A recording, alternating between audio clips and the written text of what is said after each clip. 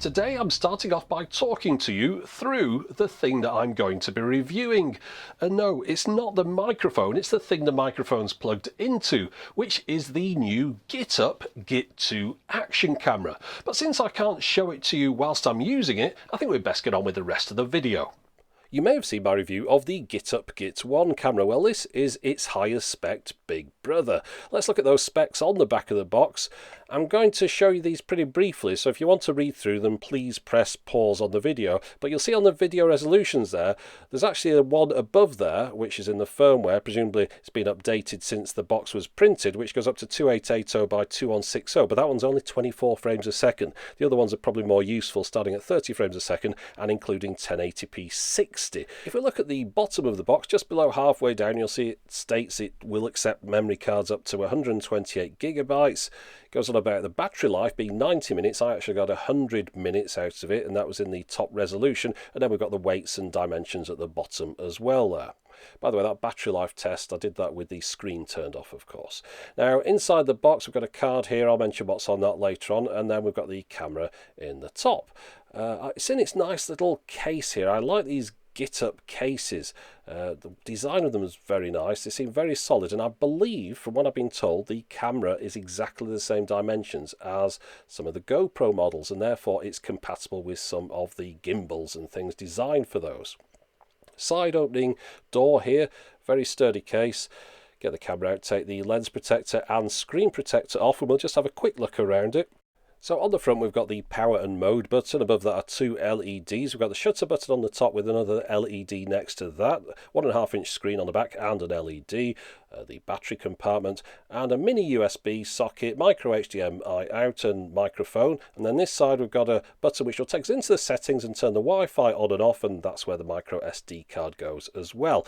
Let's take a look at what you get inside the box. Well, other than the camera and case, of course, we've got some adhesive mounts, some joints and screws to hold those together, some tripod screw adapters, a bicycle handlebar mount. The battery is kept separate inside the box during transportation. To put it inside the camera, you slide the cover off the bottom. The battery slides in like that. It's got a little tag sticking out so you can remove it easily, then the cover goes back on. Now, that's not the most sturdy of battery compartments that I've ever seen, but anyway, we've also got the USB A to mini B lead and a rubber lens cap and a cradle for using it as a dash cam with a tripod screw on the top. In addition, I got a couple of optional things, including the remote control wrist strap and a lavalier microphone. Now, these are terminated in that mini USB plug. I've seen people complain about these cameras and say, why are they still using mini USB? They could use micro. Well, it's so that you can plug these microphones into them. So, of course, any of the mini USB terminated microphone sets, like this one that have been designed for the GoPro camera, will also work with the Git2. Okay, it's time to get this little Git up and running. So first off, we've got to source our own micro SD card. There isn't one in the box. I'm using a 32 gig Samsung card, although it will take up to 128 gigs as we saw in the specs. Now, this isn't the kind of camera you can accidentally switch on in your pocket. You have to hold that power button down for a couple of seconds before the LED comes on, which is a good thing in my eyes anyway.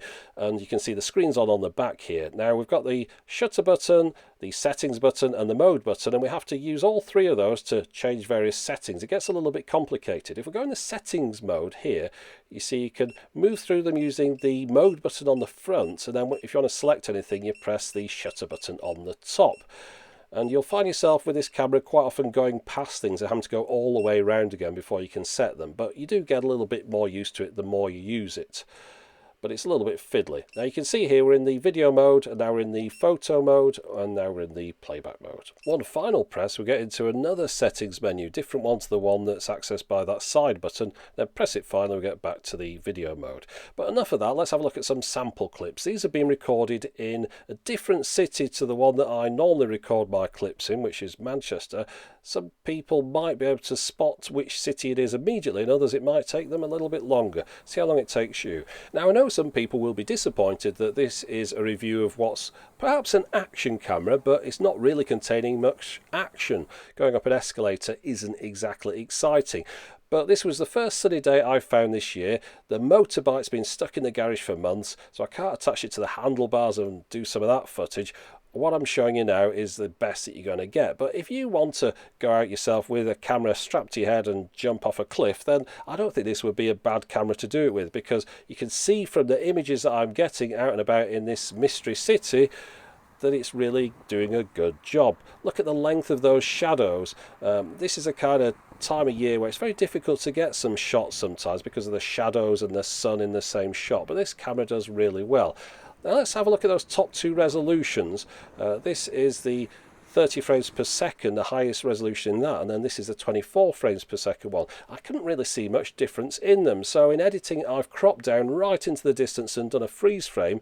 So have a look at the difference between those two, 2880 by 2160 and 2560 by 144. There's nothing in it really. So if I was you, I'd stick to using the 30 frames per second mode as a maximum. If you want to use a 60 frame per second mode, use 1080p 60. Look at this though, when I turn around and look straight into the sun, the image is still viewable. Sometimes you do that with a camera, everything will go really dark, you won't be able to see anything. So this camera is the kind of camera you could feel confident strapping it to a helmet. Whichever way you're going to point, it should get a good quality image. Now look at this, I'm using the image stabilization option. Just look how smooth it is, and now look how shaky it is. There's a button on the side of the camera you can configure to do what you want, and I've configured it to switch on and off image stabilization. So look, this is without obviously, and then if I switch the stabilization on, look how I seem to glide along. It's almost like I've got some sort of trolley that I'm going along here on. There's the odd little jump here and there, but it's a heck of a lot better than it was without. Now, of course, it's digital image stabilization, so I'll show you here how much of the image it nicks. So this is without the image stabilization on, and then if I click the button, you see it moves in towards the center, but that's how it stabilizes it. It nicks a bit of your image and then moves the frame around within that, and as a result you can get really smooth shots like this. It is very impressive, this stabilization on this camera, just to say it's digital image stabilization as well, not optical of course. Now, as well as the image stabilization, the camera's got other tricks, one of which is slow motion. You'll take a video and it'll record it at effectively 120 frames per second in 720p, but the file will come out of the camera as a 720p 30 file, and it'll look like this. So that's a nice little trick, good quality as well.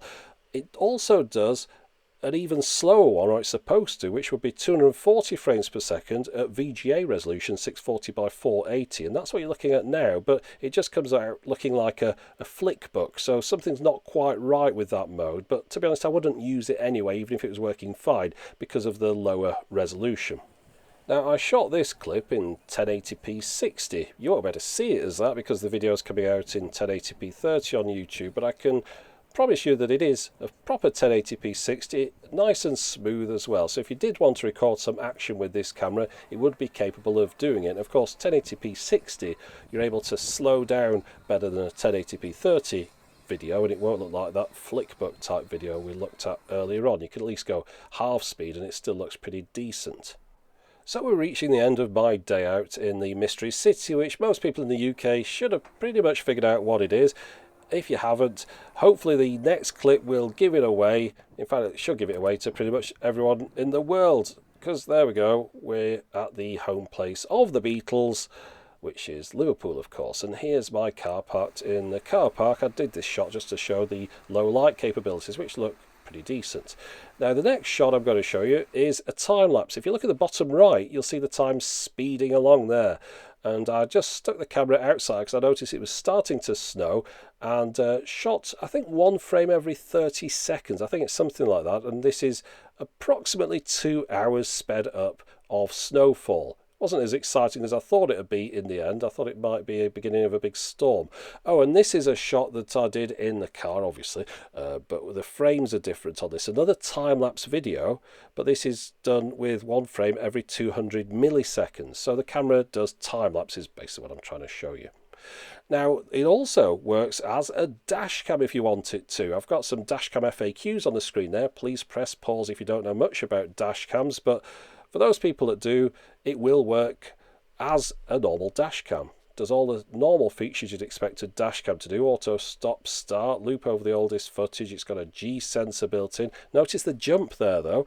That's the typical thing you get on quite a lot of cameras nowadays, where they repeat 1 second of the previous clip when the next clip starts. So that's what happens when you join two clips together. Now, I did put the camera in the car upside down in those clips. I don't know if you noticed the timestamp at the top left, and that was just me being a bit lazy.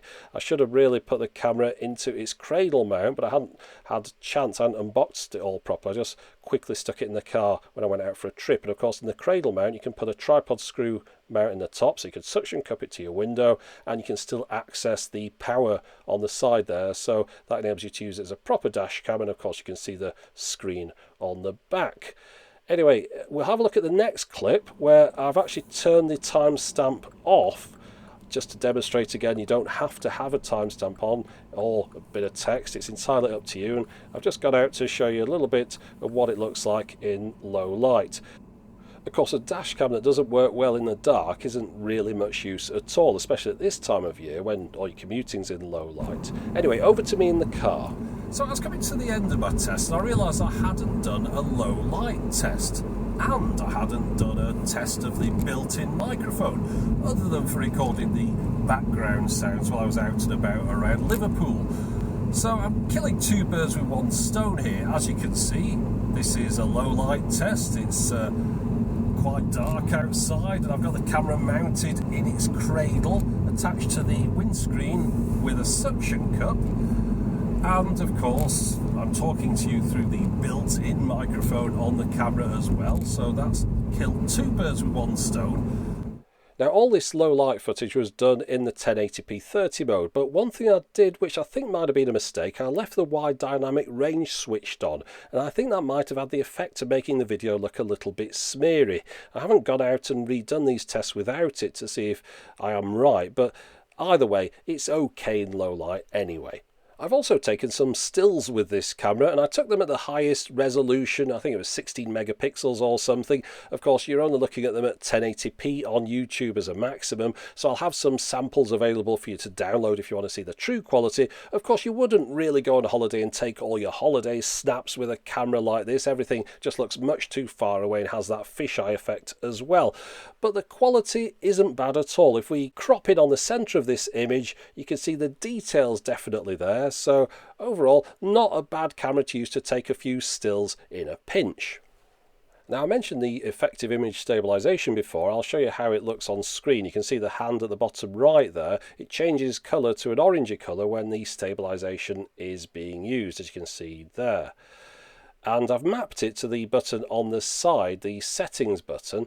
Now, the settings button, if you just press it when you're not recording, goes into the settings as you'd expect. However, you can map it to be a few different functions, and I've mapped it to turn the stabilization on or off. So when you're recording, if you press it then, you can see the hand has disappeared. So that's how I was able to get those shots, comparing it with and without the stabilization. As you can see here, it zooms in ever so slightly when the stabilization is switched on.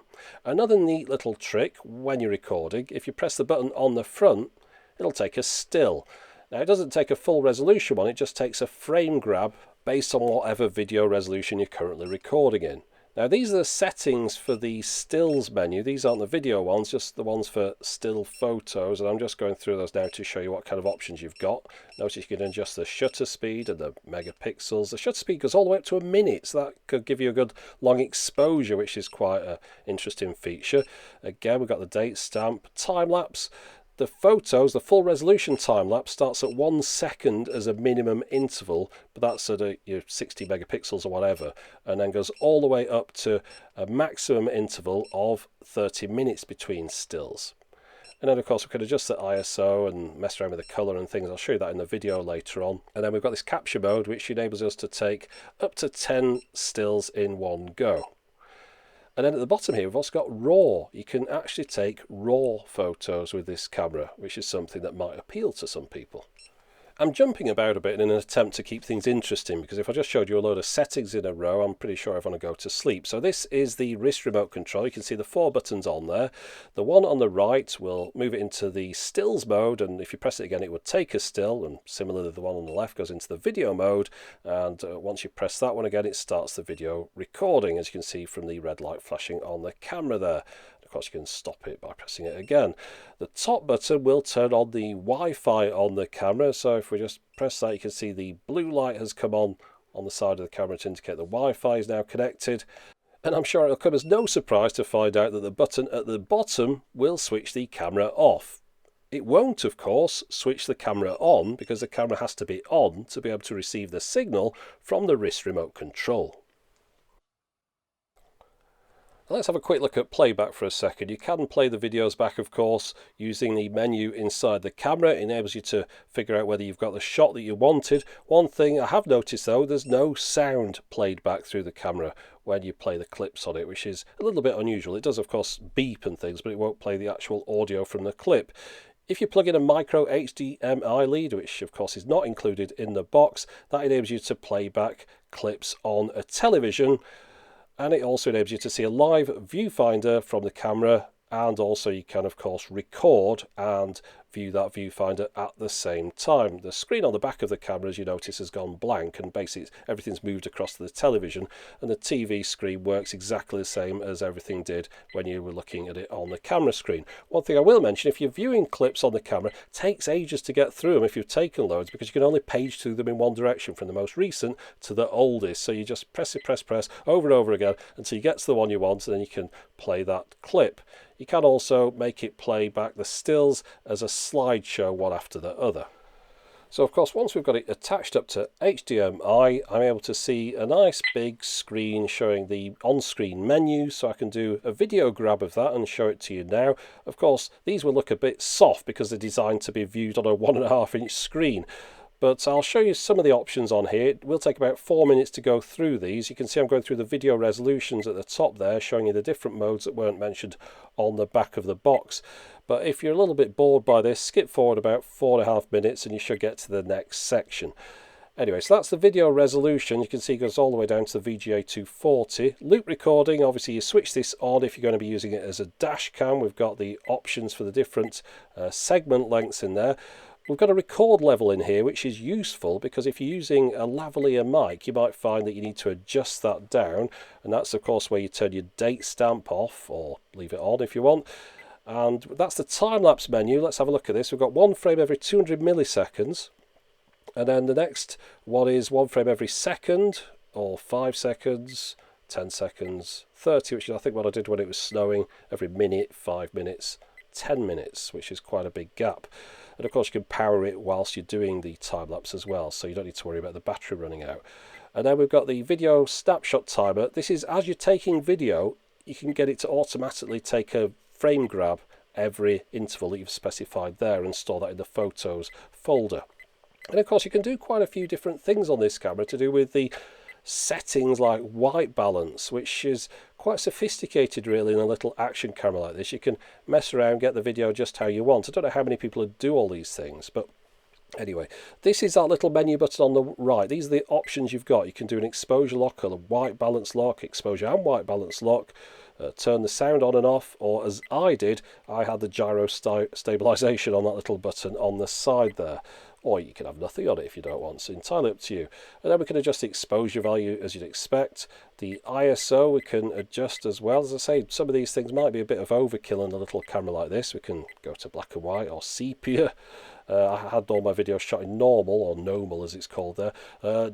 Stabilization, have it on, or switch it off there if you want. And wide dynamic range, that's what I was mentioning I'd left on in those night shots. Slow motion. -2, -4. -4 was okay, as say 720p at 120 frames a second. -8 was the blocky stuff. So -4 is the one to pick there if you want that slow motion effect. Sharpness, I did all the clips in normal. I didn't mess around with that setting there. And again, the metering, I didn't change any of those settings. I did everything in the wide angle setting, which the narrow one will just crop in on the image. You're not going to actual zoom in, it's just going to crop the image down. Motion detection, never mess around with that, never works very well. And then the G sensor, if you're using it as a dash cam, you might want to leave that on low perhaps. Now we've got some more settings we mentioned earlier on. Quick capture, if we switch that on, as soon as you turn the camera on, it'll start recording immediately. You don't have to press the shutter button. Of course, we can turn the beep off if we get annoyed with that. On-screen display, which just is what shows on the LCD screen on the back. If you're using it in the car, turn that on, of course. Custom text stamp. Now I mentioned I was going to talk about this. So what you have to do with this, you have to have a text file on the memory card in the camera. Just create it in a text editor. It just has to look like this. You can see mine said Techmoan GitUp Git2 review, and that's what shows at the bottom of the screen, as you can see here at the bottom right. So it's a very easy thing to do. Just create a text file, save it onto the camera, and it'll just put that on your videos, if you switch that on, of course. LEDs, you don't have to have them all on, which is nice. You can have them all switched off, but you can be selective as well. For example, when I was out and about shooting, I turned the front flashing LED off so as not to draw too much attention to myself, especially something you want to do at night time. As well, you'd also want the screen to turn off at night when you're using it as a dash cam, and that's where you do that. You select the interval, of course. And then finally, this is the auto power off in standby. Basically, if you switch the camera on in your pocket by accident, it'll automatically switch itself off after 3 minutes in this case, which is a useful thing to do. We'll skip past a few of these because they're not very interesting. Bottom right one, version. That's the version of the firmware on the camera. I updated the firmware just after getting it, and that's the firmware that I've used throughout this video demonstration. The camera's got a nice clear animation that tells you when it's charging, and of course it'll also tell you when it's full. And remember, I got 110 minutes out of a full battery on this one. Also, if you're running low on battery, you can charge it and record at the same time, which is something that's very useful if you're going to be using one of those time-lapse modes over a period of a number of hours. Now, inside the box, do you remember we got that little card at the beginning there? That was just telling us that the Wi-Fi app isn't available. Please use another one called Final Cam. Now, I used that on the Git1 and had no problems. In fact, I quite liked it as far as Wi-Fi apps go. Well, I tried it on the Git2 and there's something not quite right. It will connect up and I get the live video feed, but it doesn't start and stop the camera. It doesn't really get into the settings. I'd imagine the app actually needs an update to be compatible with this camera. It's not life or death, but if you really wanted a Wi-Fi camera, you might want to wait, I don't know, a couple of weeks or so until they sort this particular issue out, but I don't think it's going to be a big deal. If you really need to use your camera remotely, I'd suggest forget the Wi-Fi app and just use the remote control wrist strap instead. But remember, that's an optional extra, of course. Now, I know the guys from GitUp will be watching this video, so just a couple of little pointers here. I think you've forgotten to include the rotate image option in the settings. I couldn't find it anywhere, but it was mentioned in the manual. And you need that, of course, if you're going to be mounting the camera upside down. So you might want to just pop that one back in on the next firmware update. In addition, whilst you're there, you might as well add this feature. You know, it'd be nice if you did. You know the little settings button on the side of the camera that you can configure to various different things? How about enabling it to lock a file whilst you're using it in dashcam mode? Most dashcams have a lock file button. This camera doesn't, so you could have that one perform that function. Now, if you want to know the current price of the GitUp Git2 Pro, then look up in the video description and I've got some links up there, and that's where you'll also find the links to the downloadable sample clips. So there you go, that's my review of the GitUp Git2, a fully loaded little action camera. In fact, we're getting to the point now where I'm wondering what else they could add to one of these. This one, of course, colour LCD screen on the back, microphone in, image stabilization, slow motion, time lapse. You could use it as a dash cam if you want. I suppose the only thing that most people will think of as missing is 4K video, but if you've ever tried editing and then especially sharing 4K video files, you'll know that it's quite a lot of trouble to go to just to film someone falling off a skateboard. I think 1080p 60 is probably sufficient for that purpose. Anyway, that's it for the moment. As always, thanks for watching.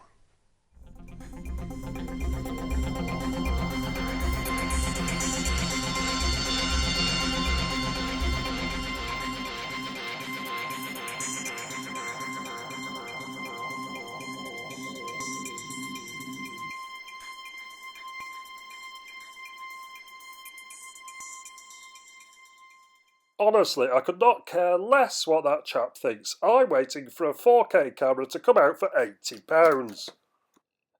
And then are you finally going to buy one? No, because then I'll be waiting for an 8K camera to come out for £50. Funny, I didn't realise that procrastinating was an extreme sport.